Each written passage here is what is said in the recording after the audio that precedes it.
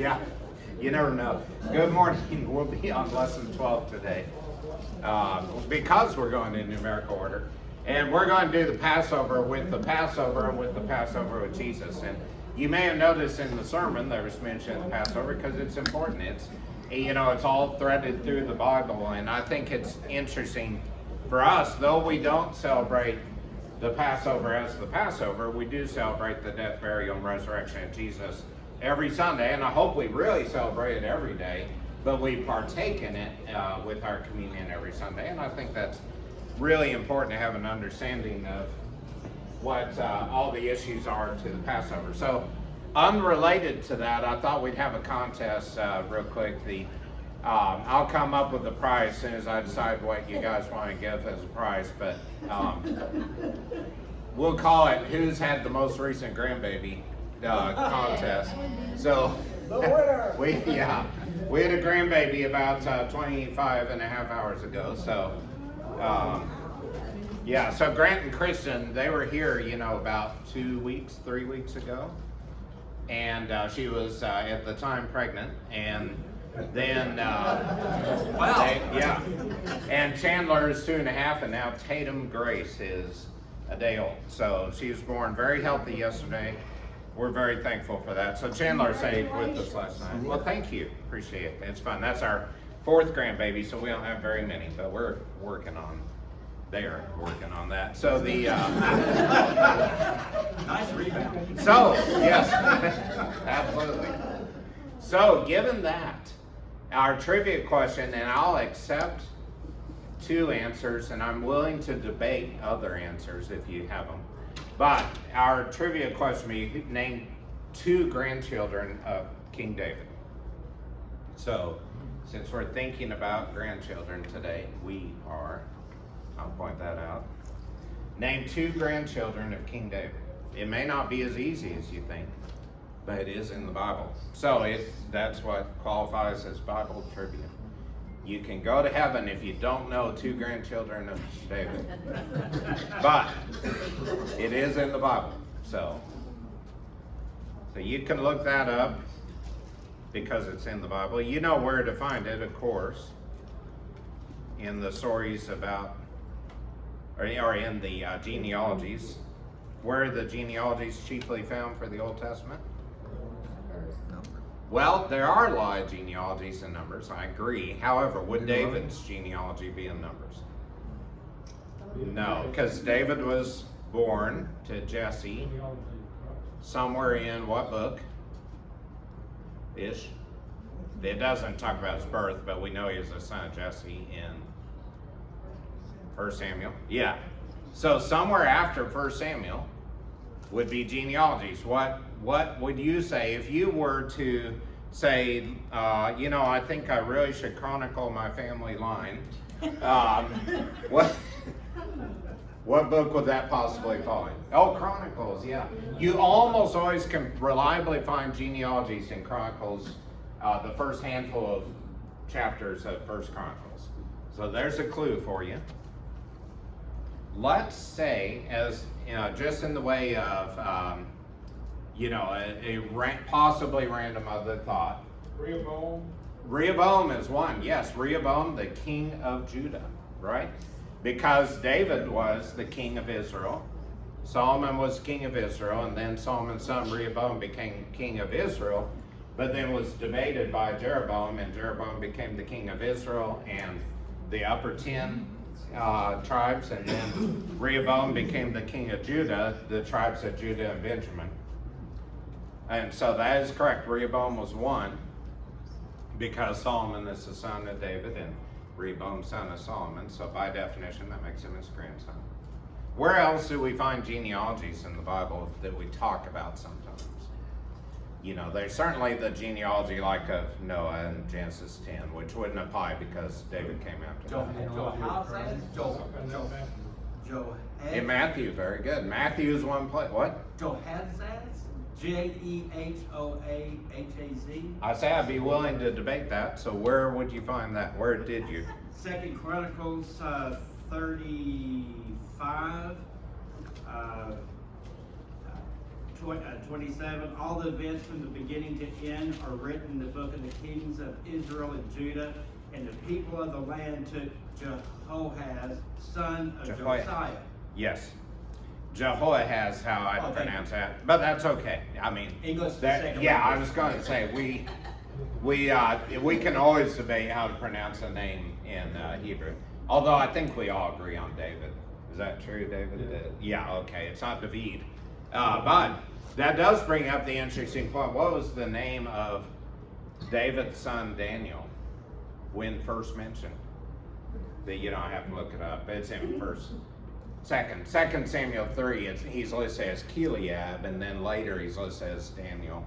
And nothing else known about him, so it's thought that he died as a young child. But anyway, that's beside the point. So Jehoahaz was a descendant of David, but not a son, so that would not be a grandchild since we're doing specifically grandchildren. So we also heard that we got one answer of Rehoboam from the genealogy of Jesus in Matthew. Where else is there a genealogy of Jesus? Luke 3, absolutely. So it's believed, one of two things is believed about Luke 3. You can go ahead and turn there with me. That the Luke genealogy was probably more Mary's genealogy, whereas the Matthew genealogy was more Joseph's. From the point of Abraham back in time, they are nearly identical. Prior to that, they're not so close. And there also is a thought that Luke, being an outsider because he was a Gentile, to the Hebrew realm, actually listed the ascendants who were of Jesus, who were involved in titles, royalty, essentially, as opposed to those who were just lineage. And so anyway, in Matthew it mentions Rehoboam son of Solomon. So if we look at Luke, it mentions verse 31, Mattatha the son of Nathan. What? Well, that's close because that's the grandfather of David, but not the grandson of David. David's grandfather was Obed. But David's grandson, you got to go backwards in Luke. You got to hold it up to a mirror, because it's the son of David was the son of Nathan, who was his son, the brother of Solomon, and the son of Mattatha. So Mattatha is the son of David. So I'm going to say the two answers are Mattatha and Rehoboam, and go ahead and go over 1 Chronicles 3, because there are a lot of genealogies all through the early part there, all the way through chapter 10, I think, chapter 9. But over at 1 Chronicles 3, you might have a heading that says sons of David. These were sons of David born in Hebron, and I won't read through them all in the interest of time right now, but you know a couple of them, Amnon and Absalom, and there's Daniel, who was named Keliab previously. And then David reigned down at verse 4 in Jerusalem 33 years, and there were born to him Shammua, that went on to be a great well at some point, I believe. And then Shobab, Nathan and Solomon. These were the sons of Bathsheba and David. And so Nathan and Solomon were brothers, and both appeared in the genealogy enough to mention their sons, who were the grandsons of David. So those are the two I believe are mentioned in Scripture. If you want to spend a week finding more and proving me wrong, then we won't have time to bring that up next week. So that's just how it goes, sorry. All right, so we'll be over at Exodus first on the Passover. So we got down to, I believe, verse 14, maybe a little further, but I'm going to start at 12. This is Exodus 12 because of the importance of that verse. And so, you know what, and just in the way of very brief, like one sentence summary, the Passover was the literal passing over of what we call the death angel, the angel of God, or God himself, over the land of Egypt, and who struck down the firstborn of every Egyptian, from the household of Pharaoh to the slave girl that it mentions in prior scripture about who would be struck down in the 10th plague. And the passing over was that God or his death angel passed over the homes of the Israelites who had put blood on their door jamb, and as they were instructed. So they were to select the lamb, the best of the flock, on the 10th day of the month, and on the 14th day kill that lamb and eat. And they were to share with the neighbor if they didn't have enough people to eat, because they were supposed to consume the whole lamb at that time. And then they could use a goat if they couldn't get a lamb. These were slaves after all, so maybe they didn't have access. But in any of those accounts, they were to have blood on their doorway. So now Exodus 12:12. That same night I will pass through Egypt and strike down every firstborn, both men and animals, and I will bring judgment on all the gods of Egypt. I am the Lord. The blood will be a sign for you on the houses where you are. When I see the blood, I will pass over you. No destructive plague will touch you when I strike Egypt. So, again, this is the very significant event of God bringing about final judgment on the people of Egypt, primarily on Pharaoh. And as we had mentioned previously, the Pharaoh was considered a god, and his firstborn son was considered to be because he was the next Pharaoh. When he became Pharaoh, he became a god of Egypt. So he was really striking down the chief god of Egypt to come, because the son of Pharaoh died in this plague. So as we discussed, now I'll just mention one more time, it may be that it wasn't every firstborn. If somebody was the head of a household and their parent was dead already, because Pharaoh didn't die, in this, Pharaoh's son died. But the possibility is that, these were the heirs that were all to die in this plague, because Pharaoh had killed the heirs of the Israelites by ordering the death of all the male babies. Or, there is the debatable issue as to whether this Pharaoh was not actually considered the firstborn of the Pharaoh, and so he lived. It would be unusual for a Pharaoh to be Pharaoh who wasn't the firstborn son, but not every Pharaoh could have a firstborn son live into adulthood. And so one of the areas of controversy that we'll never have the answer until we ask God someday in heaven, but is that there's that possibility that because the daughter of Pharaoh was so happy to find a Hebrew baby in the reeds and named him Moses, when the baby Moses was drawn up out of the river and brought to her, was because at the time she had no son to provide for as an heir in the household of Pharaoh. And of course that would be the grandson of Pharaoh, who was Moses. And given the length of time here, perhaps she had other babies, or there just were other kids in the household. Perhaps Moses was the firstborn by adoption into the household of Pharaoh. And the Pharaoh, one reason he hated Moses in this process was he felt like Moses was a threat to the king, to being king, because Moses would have the fair right to the throne of Egypt when he came back. And that was one reason he was so happy to drive him out of Egypt when he struck down the Egyptian who was beating the Israelite slave. So all that is conjecture. It's pretty interesting conjecture, I think. But if Moses indeed was the proper heir to the throne of Egypt and came back, you can imagine how threatened Pharaoh would feel about that too, although by then he had pretty well firmly established himself, I think, as the actual Pharaoh in Egypt. But it's an interesting thought. So now we'll look at verse 14. On this day you're to commemorate for the generations to come. You shall celebrate it as a festival. This is the day you are to commemorate for the generations to come. I can't read anymore. There's a word somebody took out of my Bible. All right, I'm going to try again. Verse 14. This is a day you are to commemorate for the generations to come. You shall celebrate it as a festival to the Lord, a lasting ordinance. For 7 days you are to eat bread made without yeast. On the first day remove the yeast from your houses. For whoever eats anything with the yeast in it from the first to the 7th day must be cut off from Israel. On the first day hold a sacred assembly, and another one on the 7th day. And we talked about special Sabbaths there. The word Sabbath was not yet in use.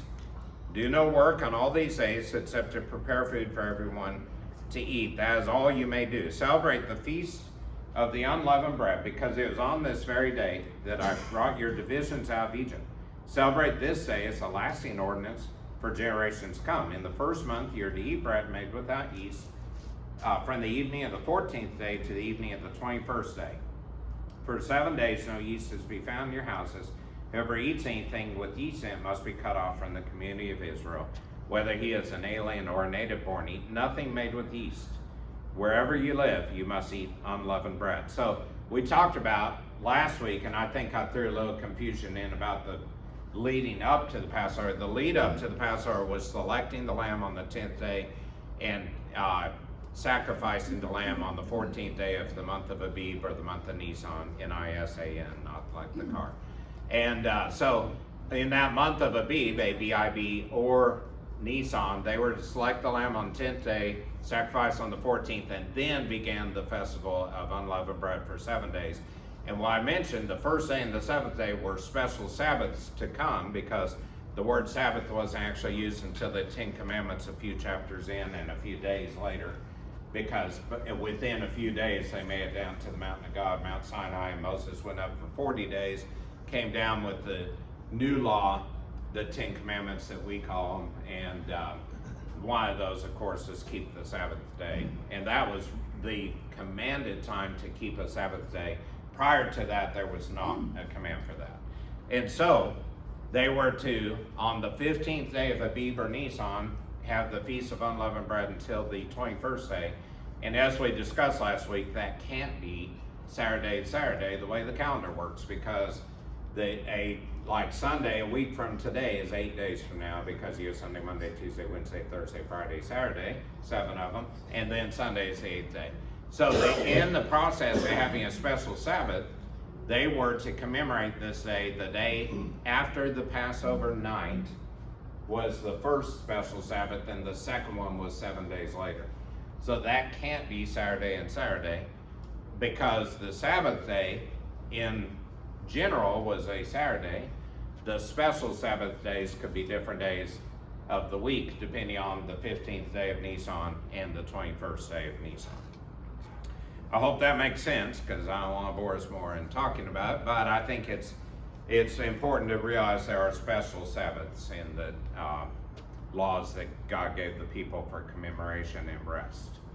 Then Moses, verse 21, summoned all the elders of Israel and said, go at once, select the animals for your families and slaughter the Passover lamb. Take a bunch of hyssop, dip it into the blood in the basin, put some of the blood on the top and on both sides of the doorframe. Not one of you shall go out the door of his house until morning. When the Lord goes through the land to strike down the Egyptians, he will see the blood on the top and sides of the doorframe and will pass over the doorway. He will not permit the destroyer to enter your houses and strike you down. Obey these instructions as a lasting ordinance for you and your descendants. Whenever you enter the land the Lord will give you as he promised, observe this ceremony. When your children ask you, what does this ceremony mean to you? Tell them, it is the Passover sacrifice to the Lord, who passed over the houses of the Israelites in Egypt and spared our homes when he struck down the Egyptians. Then the people bowed down and worshiped. The Israelites did just what the Lord commanded Moses and Aaron. So, again, this is the critical piece, was the obedience here of sacrificing the animal, placing the blood on the top of the door and the sides of the door, and saying inside.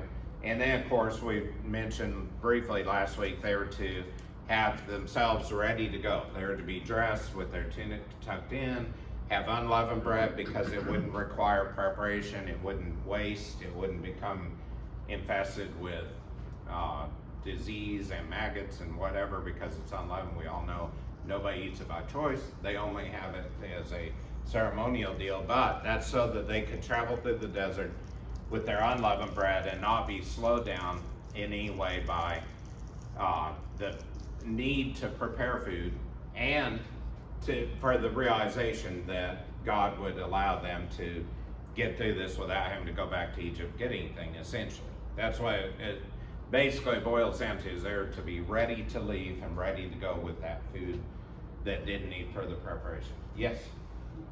Normally we don't watch TV because we kind of gave up some of our cable. But I just happened to watch Expedition Unknown this week.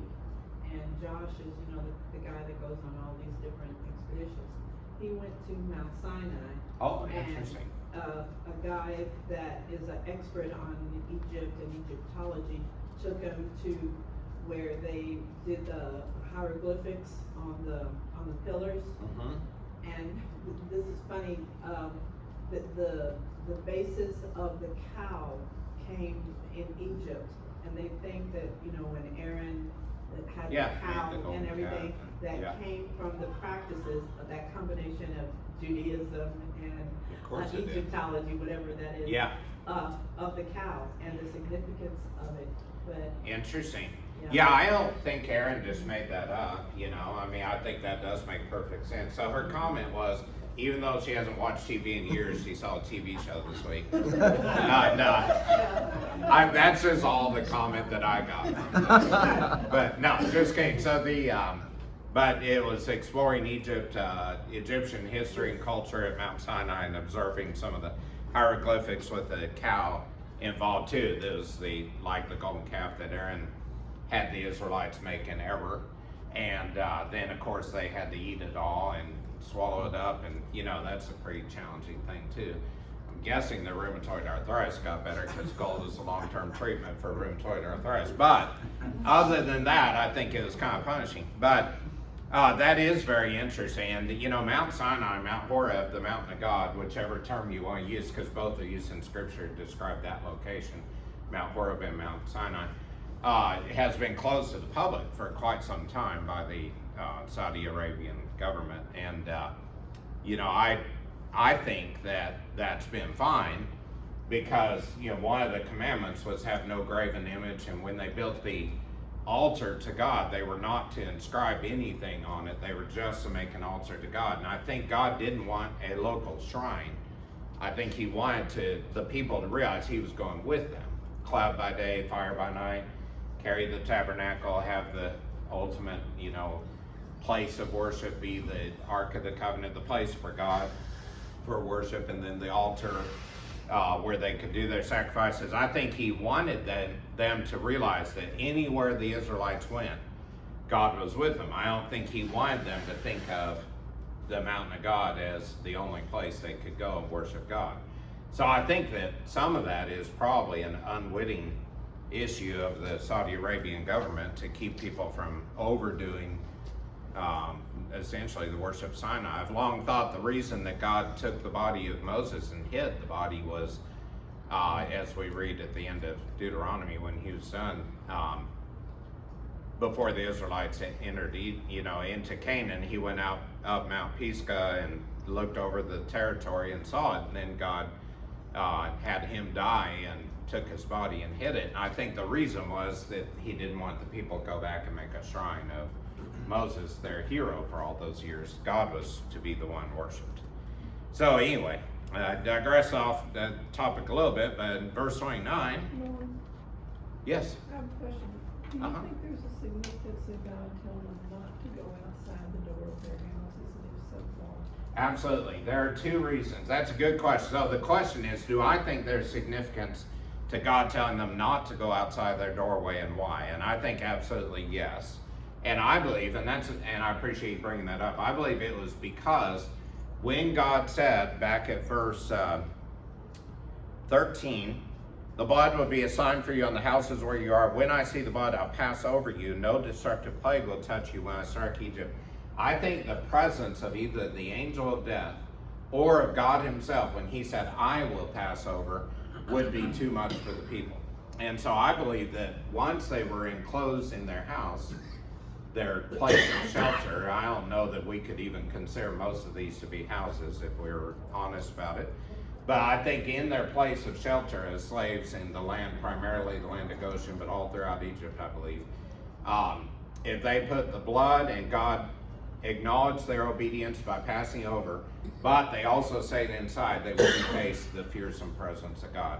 Because I think it's clear from many scriptures that you cannot be in the presence of God. There's too much power there to be able to tolerate that unless God has made that provision for you.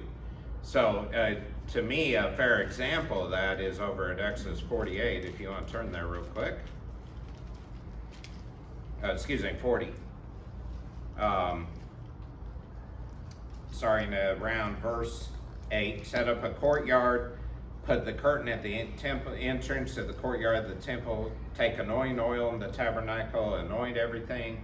Verse 12, bring Aaron and his sons to the tent of meeting, wash them, put them in the garments. Verse 20, this is going down to Moses now. Verse 18, let's go to 18. When Moses set up the tabernacle, he put the bases in place, erected the frames, inserted the crossbars, and set the posts. Now, you could say he had all the people of Israel do this, but I picture in my mind that Moses literally set up this first tabernacle for God the way it reads, I think. So verse 18, when Moses set up the tabernacle, he put the bases in place, erected the frames, inserted the crossbars, set up the posts. Then he spread the tent over the tabernacle, put the covering over the tent as the Lord commanded him. He took the testimony, placed it in the ark.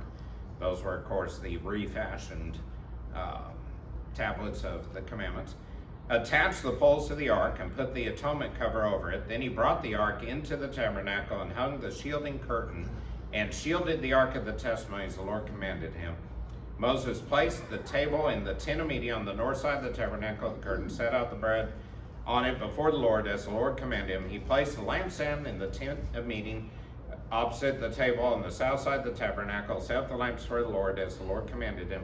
If you have any questions about this, you can read the preceding chapters that all describe exactly how this was to come about and who made each item and where they're to be placed. And so Moses obediently fulfilled all this. Then, verse 26, Moses placed the gold altar in the tent of meeting in front of the curtain and burned fragrant incense on it as the Lord commanded him. Then he put up the curtain at the entrance to the tabernacle. He set the altar of burnt offering near the entrance to the tabernacle, the tent of meeting, and offered his burnt offerings and grain offerings as the Lord commanded him. He placed a basin between the tent of meeting and the altar on the water, and put water in it for the washing. And Moses and Aaron and his sons used it to wash their hands and feet.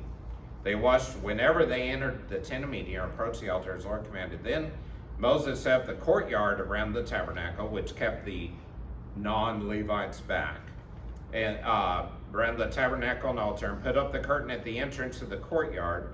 And so Moses finished the work.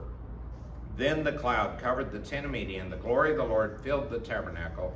Moses could not enter the tent of meeting because the cloud had settled upon it, and the glory of the Lord filled the tabernacle. So I believe if even Moses couldn't approach God in this case, and of course we know the story too of how his face glowed after he met with God in the tent of meeting so much that people couldn't stand that, and he had to wear a veil over his face.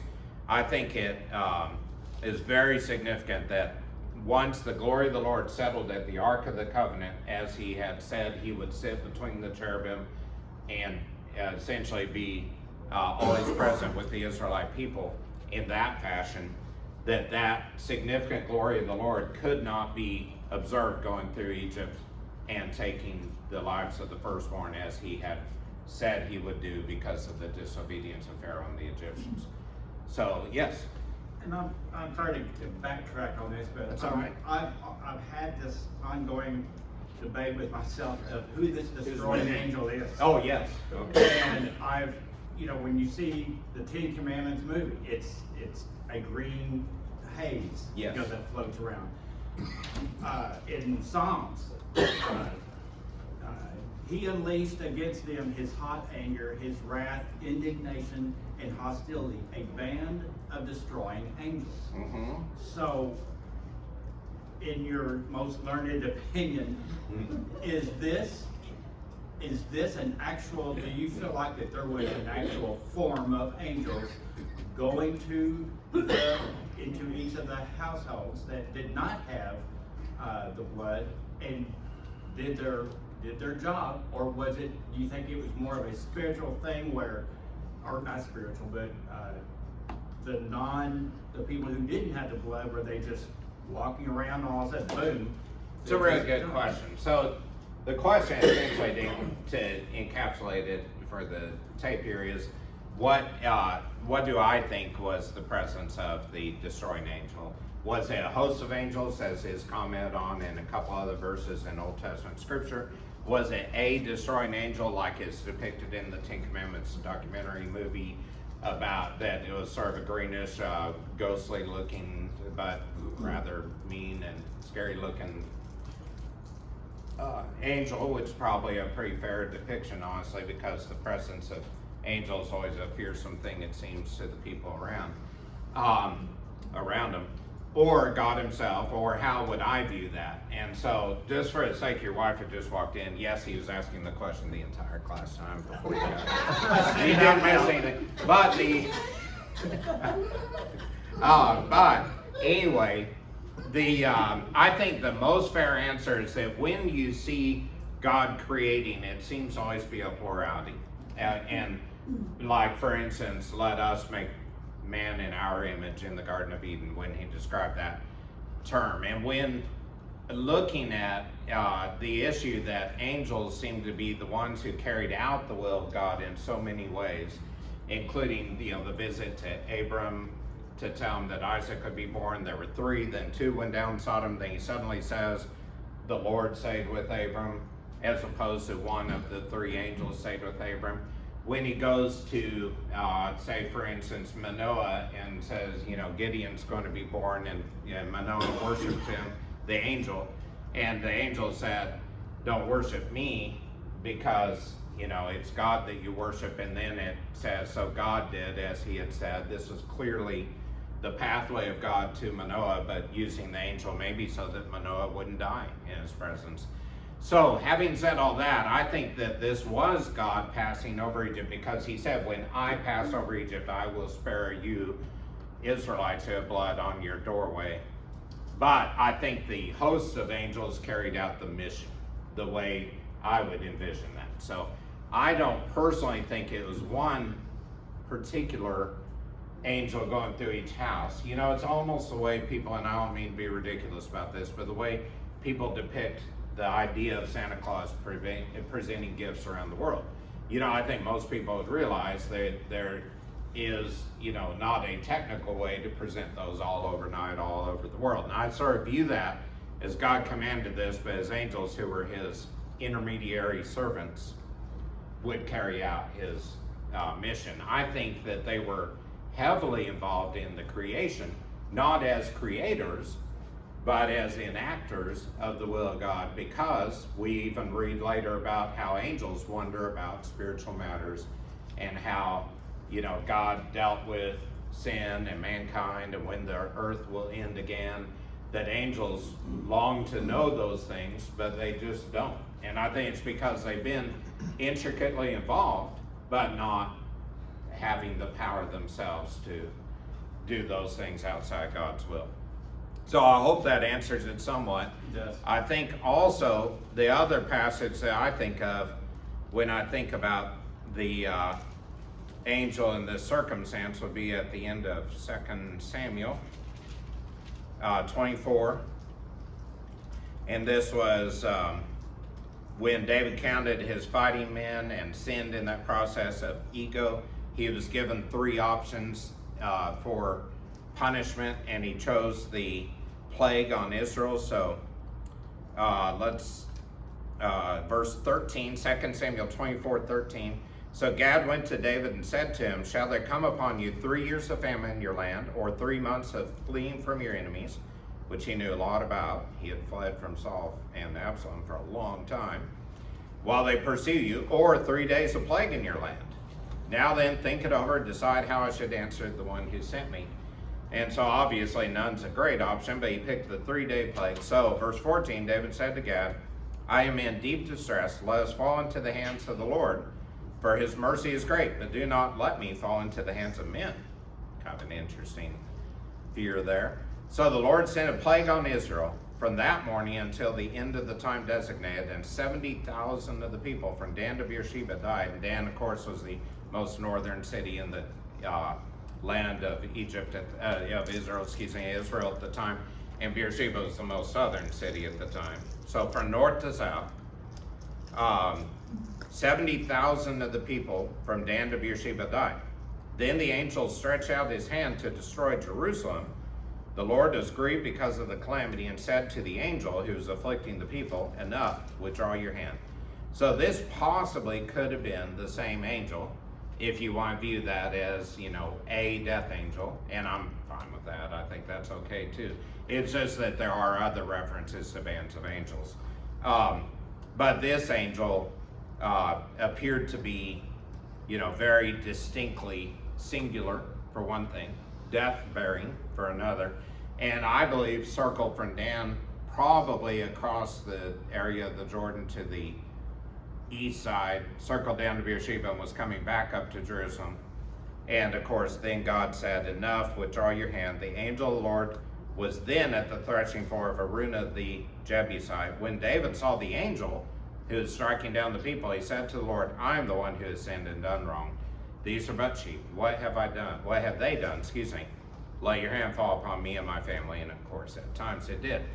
But the threshing floor of Araunah was famously where this stopped. And of course, if you read on a little further, David went there, built an altar, because that's where the death angel stopped, and then said, I want to purchase this, or have this threshing floor and this property. And Araunah said, well, I'm not going to, let me think how this went. I'm not going to sell it so that let's read it. All of a sudden I'm mixing myself up. That's not good. 1 Samuel 24. Naturally I'll close it, but I know where it is. All right, so 1 Samuel 24. On that day Gad went up to David, said to him, verse 18, go up and build an altar to the Lord on the threshing floor of Araunah the Jebusite. So David went up as the Lord had commanded him through Gad. So where did the Jebusites live? Primarily at Jerusalem. Yeah, remember that the Jebusites owned the city, and it was Jerusalem. Essentially, it was really just Jebus city, basically, because Salem means in honor of, or in reverence to God and peace. And so peaceful reverence to God at the city of the Jews is what Jerusalem means. But David had conquered Jerusalem when it was a Jebusite city and made it to the city of David, made it into the city of David, Jerusalem. And so David, which was the original city of David before Bethlehem, but that's a different story. So David went up as the Lord commanded through Gad. When Araunah looked and saw the king and his men coming toward him, he went out and bowed down before the king with his face to the ground. You can imagine, not only was this his earthly king, but he had just heard of 70,000 people dying. I assume word was getting out. Araunah said, why has the Lord the king come to my servant to buy your threshing floor? David answered, son, build an altar to the Lord, so the plague of the people will be stopped. Araunah said to David, let my lord the king take whatever pleases him and offer it up. Here are oxen for the burnt offering, here are the threshing sledges and ox yokes for the wood. O king, Araunah gives all this to the king. Araunah also said to him, may the Lord your God accept you. But the king replied to Araunah, no, I insist on paying you for it. Very similar to Abraham with Melchizedek. Yeah, thank you, not Methuselah. Melchizedek, that he would not accept a gift, he wanted to make an offering. So I will not sacrifice to the Lord my God burnt offerings that cost me nothing. So David bought the threshing floor and the oxen and paid 50 shekels silver for them. David built an altar to the Lord there and sacrificed burnt offerings and fellowship offerings. Then the Lord answered the prayer on behalf of the land, and the plague on Israel was stopped. So when David bought this threshing floor, that story isn't there for no reason. What did the threshing floor become? Anybody remember? We're going to sit here until somebody remembers this game, but because time's up. Otherwise we could. But the threshing floor of Araunah was once David procured all the supplies to build the temple, and God had said, you're a man after my heart, but you also are a warrior, so I'm going to allow your son to build the temple. So David got all the supplies, then Solomon built the temple, and he built the temple on the threshing floor of Araunah, because that was the point where God's presence was at that time of ending the plague. So the threshing floor of Araunah essentially became the Solomon's temple, and possibly was the literal site where when Satan took Jesus up to the pinnacle of the temple to look at the land and say, you know, you could have all this if you'll just follow me. And Jesus, of course, said no to Satan. That was that same location that was of significance in the plague on the Israelites. So nothing in Scripture is a coincidence, I think. It's fair to say. I think it all plays a role and ties in. Thank you for the comments and for listening, and we're done for today. And next week, we'll go to the Passover from the perspective of Jesus, and then the week after that, I think we'll do a couple of other prophecies of Jesus. I think there are some that we need to kind of address how they came about, because they're not as straightforward as others. And then we'll do our question and answer times. If you have any questions, let our hosts know, and we'll get those answered for you. Thank you very much. Have a blessed week.